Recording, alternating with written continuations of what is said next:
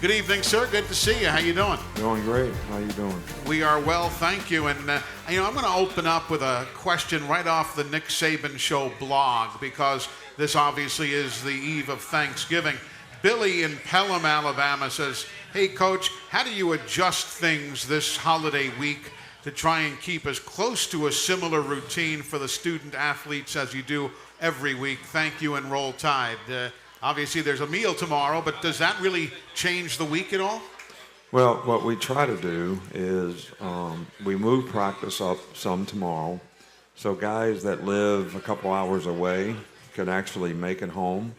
So it shrinks our day a little bit tomorrow in terms of planning, but most of the planning has been done now. It's just a matter of getting the execution that we want and the players to understand and learn from what they've done in practice all week long. And then we have quite a few players, because we have players from all over the country who may go home with some of those guys, and then we have a lot of guys that are going to just stay here, and then we actually have some families that come here and have Thanksgiving here with their players. And then the coaches have players to their house. Like, we'll have between 15 and 18 players at our house for our Thanksgiving dinner tomorrow. So then we let the players go home after practice tomorrow, go where they want to go, and they don't have to be back until, I think it's 12:45. We usually do a 15-minute one reel after practice on Thursday. Right. So we do that Friday at 12:45. Then we have a 1 o'clock family Thanksgiving dinner for everybody on the team. And then at 3 o'clock, we're right back into the same program. So, but up until that point, we basically do everything the same this week. Sure. Until we kind of adjust things a little bit tomorrow.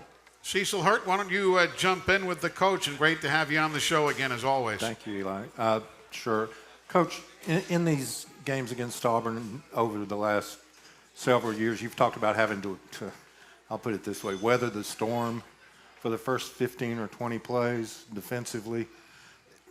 Is it correct to say that you're facing something that's scripted? How exactly does that work? How do they, if they get possession after a kickoff, what do you do? Well, I think, quite a few people in this day and age, including us,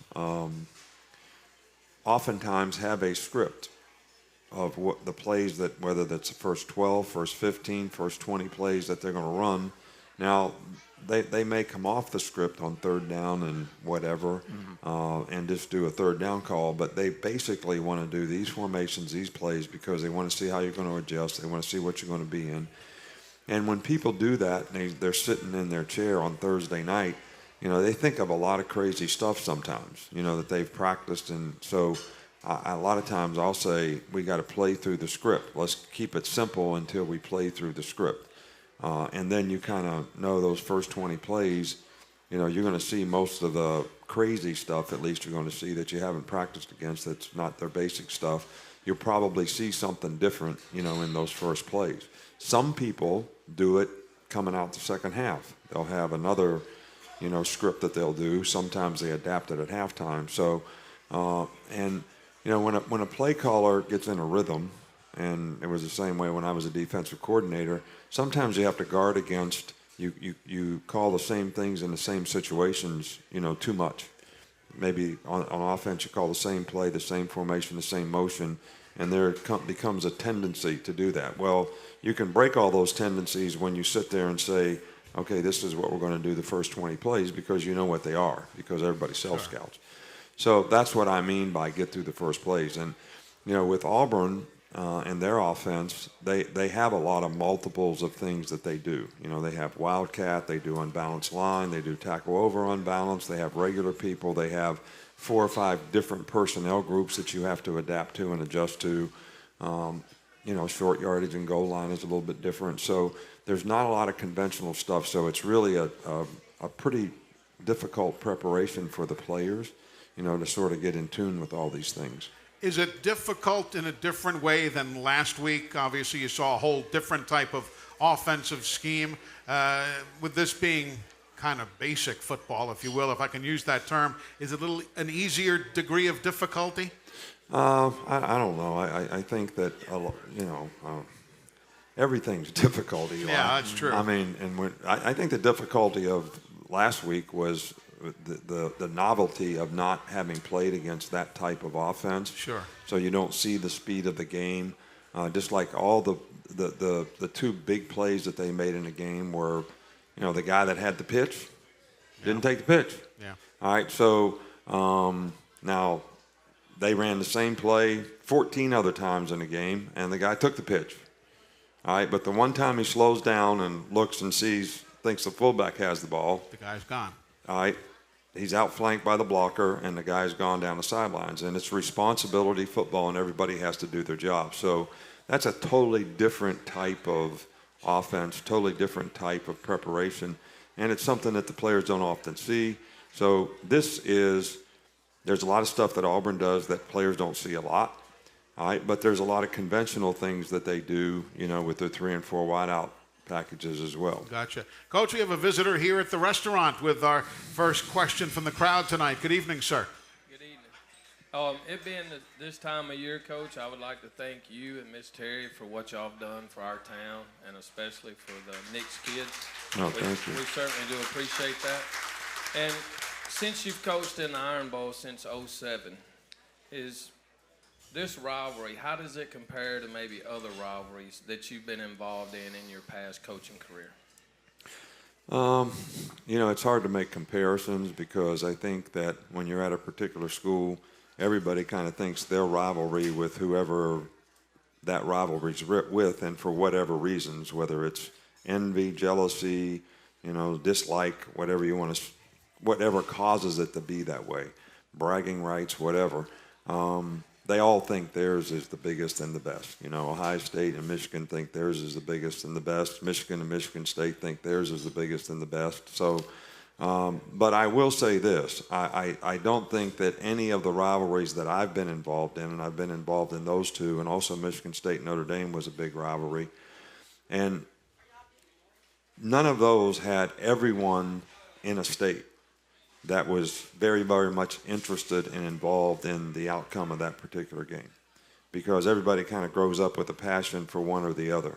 And I think that's the uniqueness here. And there's not a lot of choices that people have. In Michigan, they can root for the Detroit Tigers or Lions or Red Wings or whoever. You got a lot of choices.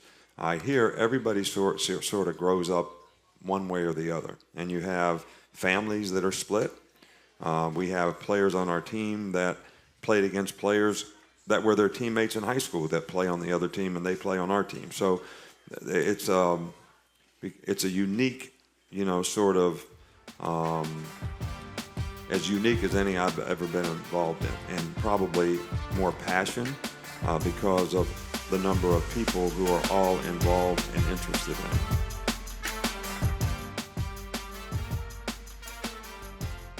Now let's take our first call of the evening. As always, Pee Wee is joining us from down in Grand Bay, Alabama. The first call of the night brought to you by Alabama 811.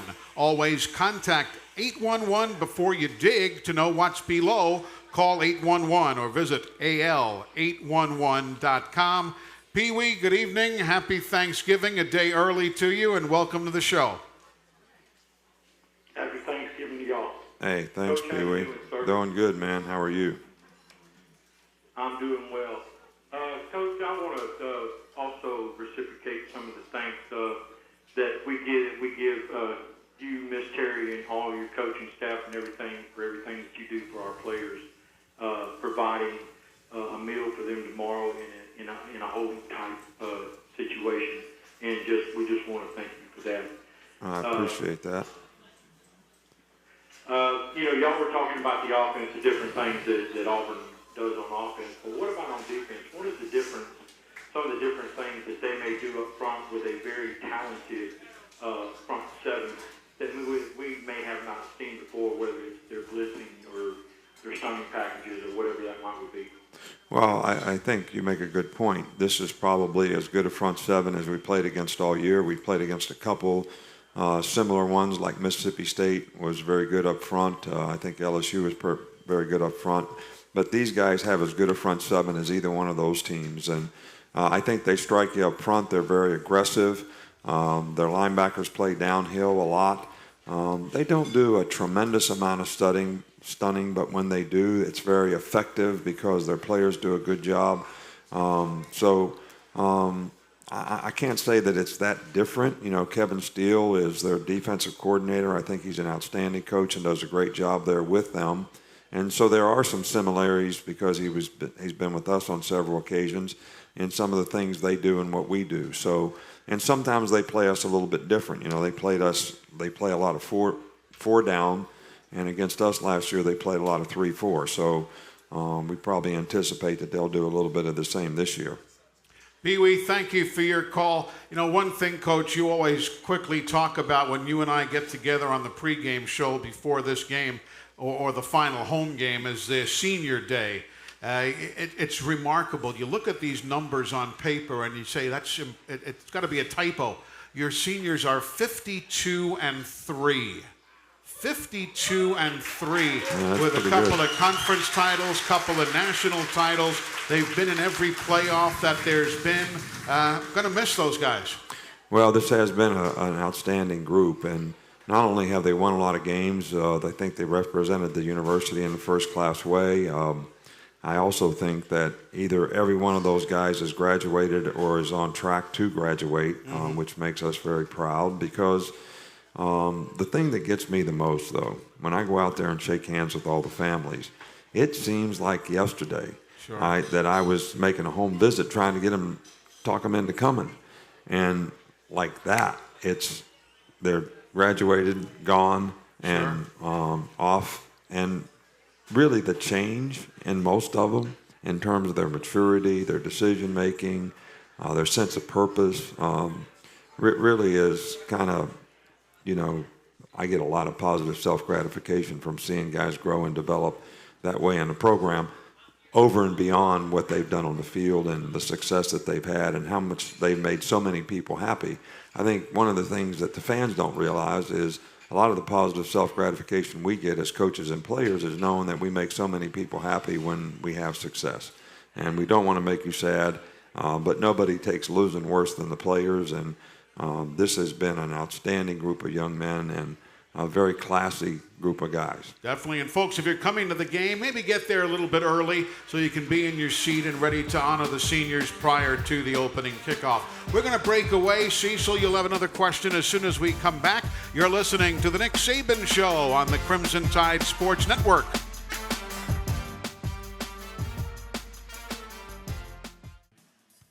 First and 10, off the far hash mark. Tua with Damian Harris to his right rear. Two wides left, one to the right. Tua directing traffic. Play action fake. Tua looks right side. He got drugs down the right sideline. 15-10.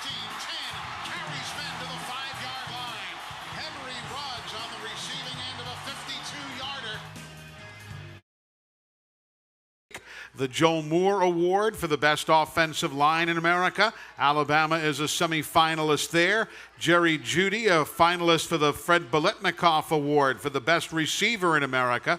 Jonah Williams is a finalist for the Outland Trophy, as is Quinnen Williams, who is also a finalist for the Nagurski Award and a semifinalist for the Bednarik Award. Mackey Award for tight ends. Irv Smith is on that list, and it just goes on and on. So nice to see so many Crimson Tiders being nominated either as semifinalists or finalists for those national awards. Cecil Hurt from the Tuscaloosa News is our media guest. Cecil, jump right in, sir. Sure. As we're now at the end of the regular season, at least, coming up, I was thinking back to the preseason, and you were probably asked 10,000 times about the quarterback situation and over the summer. Do you ever wish you could just answer, calm down, it'll take care of itself? Well, but that's really, I guess, how my disposition about the whole thing was all along. And some things people want answers to when the answer is not really available yet. And they want you to speculate and predict things. And I think the thing that we want to be very conscious of is giving all of our players an opportunity and being fair and honest with every one of those players in terms of the opportunity that they get. And I think in this case, we were able to do that. And I think both players ended up competing very well for the job. Somebody won the job. Somebody was probably disappointed that they didn't win the job, but they did the right things, I think, in terms of what they needed to do to try to contribute to the team and be a positive. And in some cases, that guy had a more difficult task than the guy that played every week. And I'm talking about Jalen and what he did for our team and what he's done for our team. And I also think he's improved dramatically, which probably helped his future as well. So, but I do wish, and I wish that I would have more patience, sometimes. And I know I had an incident where I kind of lost my cool a little bit when asked about it over and over and over and over. And I'll work on my patience. Coach, let me ask you a question, and it may be better asked of the team physician, but certainly you're in tight. People hear us use a term, and they don't always understand it, if at all. Concussion protocol. We talked about how Damian Harris has gone through the concussion protocol. And again, understanding you're not a physician, but you are in tight with the doctors. What exactly do these guys have to do to get cleared medically? What does that mean? Right. Well, basically what we do is we have 3 basic baseline on a guy's balance and different things that determine that his brain is functioning properly, and he doesn't have a concussion. All right, so we have a baseline for every player on the team that's normal. All right, so when a guy gets hit in the head and there's any symptoms that he might have a concussion, we give these same tests and he gets a score. And those scores will typically, if he does have a concussion, be higher than normal. And when they're higher than normal, then that guy is inactive and he goes through what we call concussion protocol, and we continually test him on a daily basis until he comes back to normal. When he comes back to normal, he can resume activity again. Okay. If he stays normal with activity, all right, then he can play. Gotcha. All right, so that's basically what that means. So when I played, as soon as you knew your name and what day of the week it was, you were clear. You were clear. And that would happen in 2 minutes on the sidelines, and you went back in there. Yeah.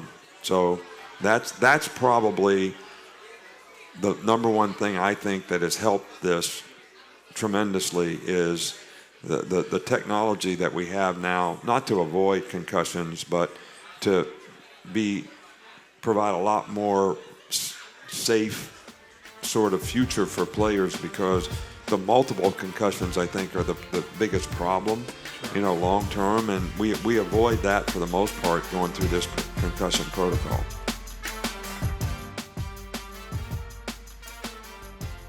Another question, Coach, from the Nick Saban Show blog on AL.com. Sly in Huntsville says, how do you keep the guys from being too high, too emotional for big games like the Iron Bowl and the SEC Championship? I know it's a fine line between being fired up and not wasting too much energy. Roll Tide. Well, I think, what was the guy's name? Sly. Sly.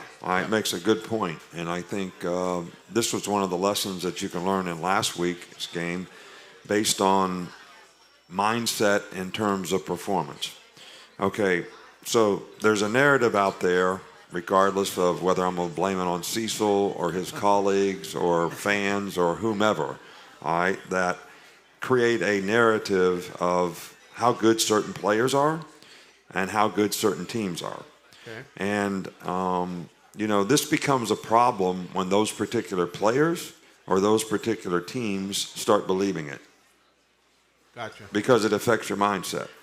All right, to the point where we're playing the Citadel, no disrespect to those guys. They played hard. They were great competitors, and they did the best they could to try to beat us, and I have a lot of respect for that. But it is the Citadel, and they may not have any players on their team that could play on our team. And we're 35 minutes into the game, and we should be behind 13-10. They missed a field goal. Sure. All right, so we got people out there that think the quarterback shouldn't play, certain players shouldn't play because we don't have respect for the team that we're playing. So the reality of this is that if we don't have the right mindset, and you could be 10-10 with a team that doesn't have maybe any players that could play on your team, how much does that say about mindset and having the right mindset so that you can perform? And then go in the second half and score 40 unanswered points against the same team, because you didn't do things right to start with. So these lessons are very, very important. And it also affects guys in another way. You know, I thought we had players that lost their poise in the game. We got 3 personal fouls on defense in the second half of the game because the players are constantly cutting them and, you know, all that kind of stuff. And they get frustrated so that you lose your poise. And we got 3 15-yard penalties. Well, that's a loss of discipline. You know, and if you don't have discipline, you probably don't have anything on your team. And, you know, there's an old saying that I used to always say that people probably remember is you're going to suffer through 1 or 2 things in life. You know, the pain of discipline, which is not always easy to do the right things, make the right choices, do the right things. But if you can't do that, you better get used to the pain of disappointment because you're always going to be disappointed because you're never going to be able to succeed to the level you're capable of or that you want to. So I say that we got suckered a little bit last week. And, you know, this kind of false macho man pride that you can't hit me, you can't cut me, it's a part of the game. You got to play. If you don't want to get cut, learn how to play cut blocks. You know, don't get mad at the guy that cuts you because it's legal and it's something that they do in their offense. And so anyway, I think we always want to be a classy team. We always want to be a team that has poise. But, you know, when you do these things, you set yourself up for the next guy trying to do it to you. All right, and that's what players really have to learn so that they play with poise and class. So I know this didn't really answer the guy's question, all right, but when we have not played well in this game, it's been because we make a lot of mental errors because I think we are too emotional. We are too emotional, and we make mental errors, and it affects our ability to execute. All right, so what I've been harping on the players all week long is you got to focus on execution. All right, the emotion is going to be great. I know how bad you want to win the game. I know what it means to so many of you. I know you're playing against your friends and all that. All right, and it means a lot for our season. But you have to be able to execute in the game. You cannot lose your discipline and your poise to be able to do your job well. We're listening to Coach Nick Saban, part of the Nick Saban Show, presented by Alpha Insurance. For the best agents in the business, call Alpha. Very interesting and a good educational answer there. Let's go back to the phones. Troy is in Alabaster. Hello, Troy. Welcome in. Good evening, Eli. Good evening, Coach. First off, before I get to my question, I just want to wish you happy Thanksgiving to you and Miss Terry, and hope you all have a safe day tomorrow. Right. Well, thank you. I appreciate that. Coach, going into this game, I know Auburn likes to do what we call a lot of eye candy, a lot of motion, a lot of jet sweep. How would you go about stopping that? And then I got a question about Stidham. Just talk about what he brings. You know, he's a tall quarterback. Just talk about what he brings to the table and all. Hang on, listen, guys. Y'all have a good night. Right. Good. Well, I do think that the formations and the motions and the jet motion and the things that Auburn does is certainly something that requires, and this was why I just talked about the discipline necessary to play against this team, is, you know, discipline eye control is very important in football, especially defensive football, because everybody has a key. And when somebody aborts their eye control and doesn't look at their key, they cannot do the right thing on the play. They cannot respond and react to the play the right way. So when a guy goes running through there in jet motion and all they do is run a power play, well, you got to fit the power play. You don't have anything to do with the jet motion. That's not your responsibility, but yet it can be a distraction to your ability to focus on your key so you react the way you're supposed to react. So these are the things that I think are so important in being able to execute against, you know, this type of offense that does these types of things. And everybody's got to be on the same page because somebody does have the jet sweep, and that guy's got to be in position to do it. And so it becomes a little bit like option football in that the jet sweep guy might get the ball, but they might run a counter or a power the other way. So, and keying properly and knowing and understanding how everybody fits on the play and everybody doing their job is what's going to help you be able to do that. So that's what we work really, really hard on. All right, now, the number of multiples that the other team creates makes it more difficult to be able to practice all those multiples enough to create the right habits. You know, I think people sometimes out there think that I just have to practice until I get it right. I just practice until I do it right one time. Well, when you're an athlete and you're a player, you got to practice until you can't get it wrong. There's a difference in that, and that's why you have repetitions that are necessary for guys to be able to go out there and do it naturally when the game comes, because they've created the right habits, which comes through repetition.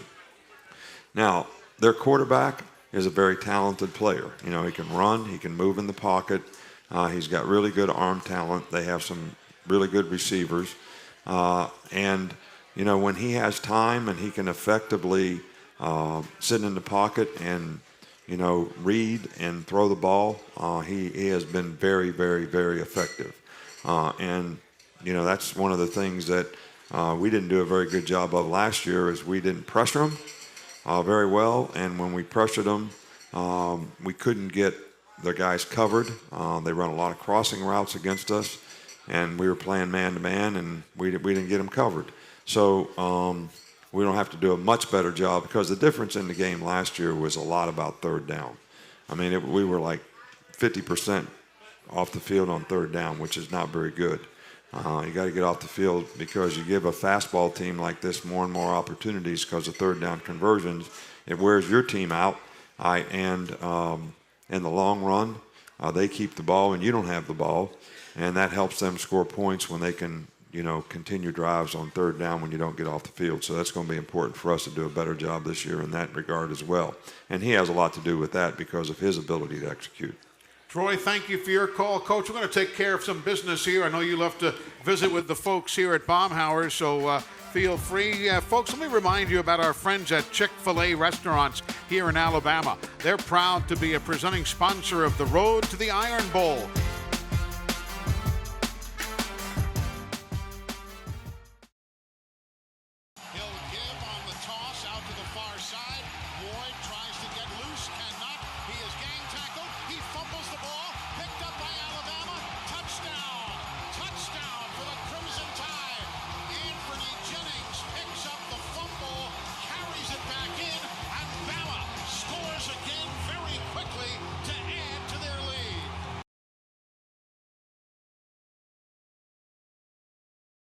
An 18-yard run back of that fumble against the Citadel for Anthony Jennings, the junior out of Dadeville, Alabama, as the Crimson Tide posted the 50-17 win over the Citadel. Of course, Alabama still very, very strong on the defense.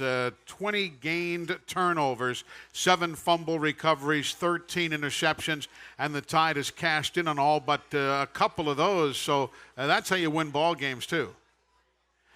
Single most significant statistic is plus-minus turnover. It is, exactly. So. Cecil Hurd is with us on the Tuscaloosa News.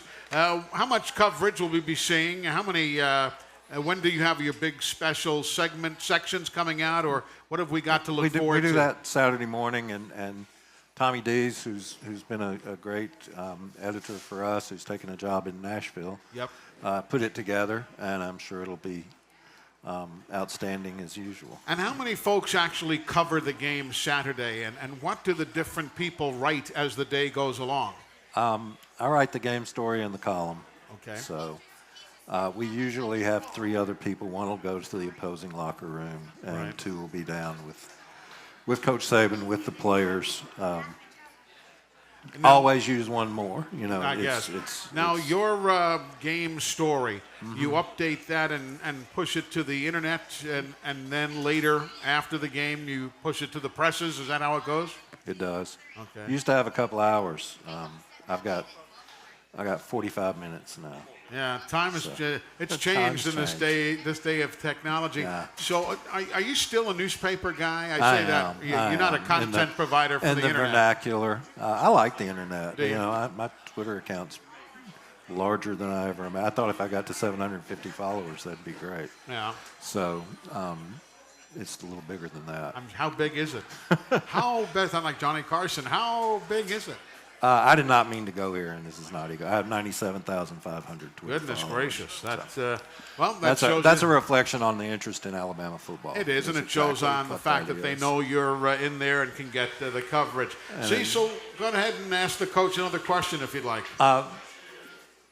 Very briefly to move off this game, and you know there is a future, as you talk about. You not only have to do the things this week, but also the things that maintain the program. You'll have another game the week after this. You'll have another game after that, and you have a signing period in that area. How has that changed? Do you like that early period, or is it really is next week a tough week for you when you've got to do game prep and half the coaches in the league are out recruiting?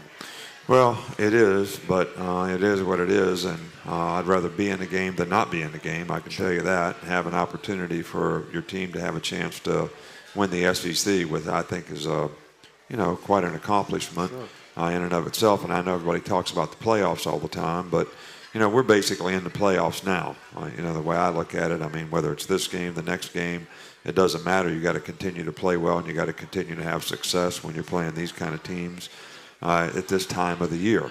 It's one of the unfortunate things I think about college football and the system that we have now. You lose early, it's like everybody thinks you got over it. If you lose late, it's probably pretty, If Belichick goes 13-3, he's coach of the year. If you go 13-3, nobody's talking about you. And I don't care about that part of it, but I do care about the team working so hard, and you want to do the best you can so they have the best opportunity to have a chance to be successful and accomplish some of the goals that they have. It's also great for the fans, as well. So, it's an important time of the year, and everybody's got to be able to gear it up and be focused. The distractions become greater this time of year, And in the old days, people would wait until the season was over, or until your season was over, until they messed with your coaches. And how many guys have we had hired before we were ever done playing? Sure. Which creates, a lot of distractions internally with a lot of people. And that goes on more than you know, because you only know about the guys that got the jobs. There's a lot of them that nobody hear about because they didn't get the job. So, but it all does cause, a little bit of internal disruption in terms of people being able to stay focused on what they need to do. And players go through the same thing when it comes to, people talking to them about the draft, people talking to them about coming out early.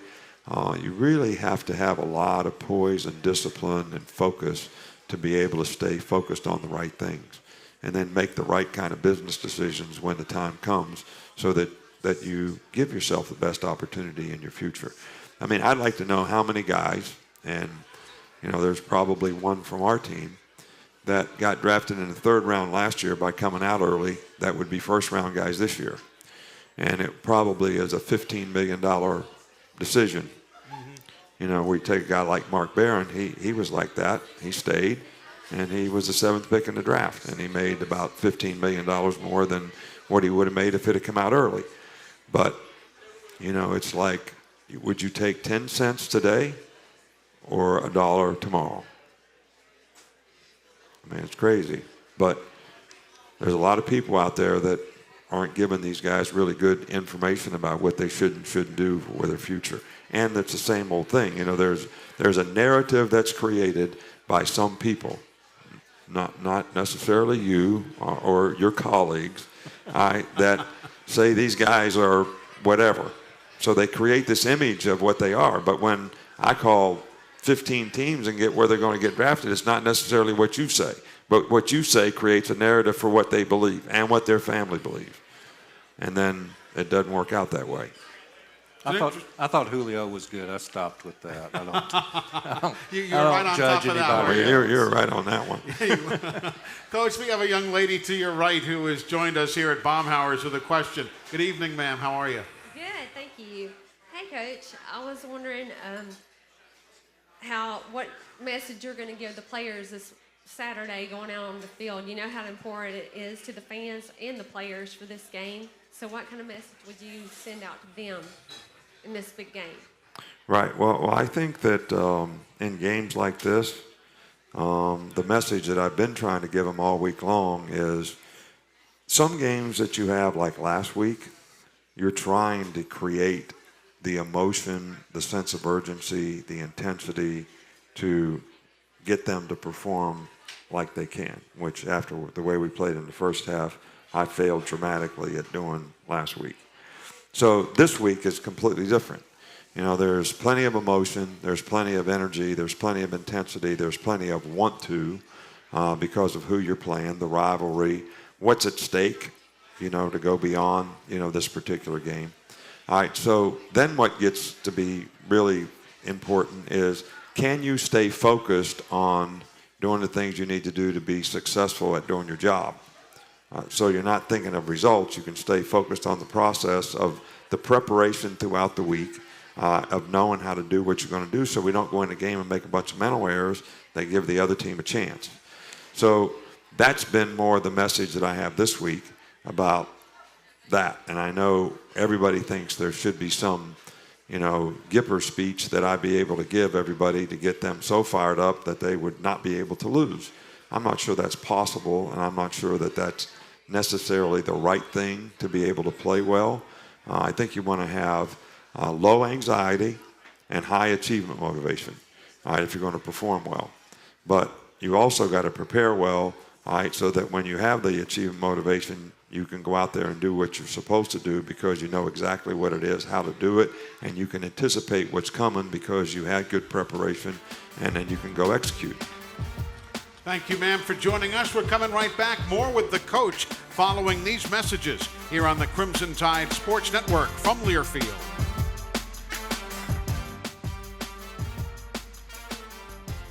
The running back, Jacobs, to the right of Tua. Jacobs stays in, picks up a blitz. Tua throws across the middle. Irv Smith wide open. Fakes away from two-man 50. Down the right side, 40. He hustles down the right side, 20. He cuts left, 15, 10, 5. And the semifinalist for the Mackey Award has scored a 68-yard touchdown for the Alabama Crimson Tide.